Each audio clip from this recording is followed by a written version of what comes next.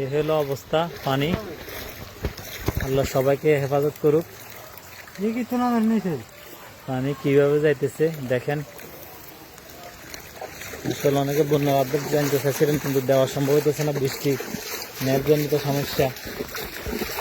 অনেকের ঘরে পানি, আর অনেকে মাছ ধরা নিয়ে ব্যস্ত। এটা নাঙ্গলকোট বক্সগঞ্জ রোড, যেটা এটা। সবাইকে আল্লাহ হেফাজত করুক। এটা হলো বর্তমান অবস্থা।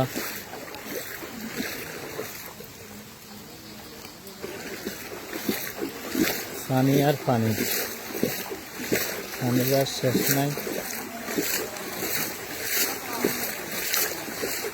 এই যে দেখুন,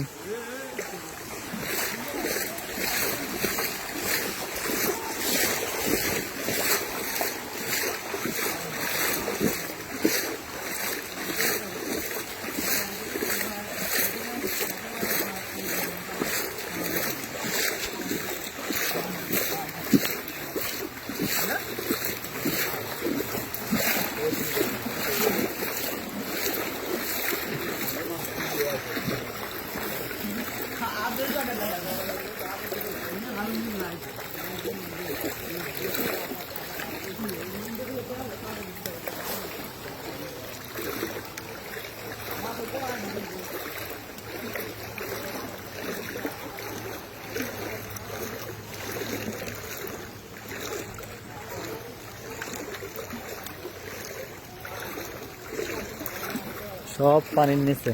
আল্লাহ সবাইকে হেফাজত করুক।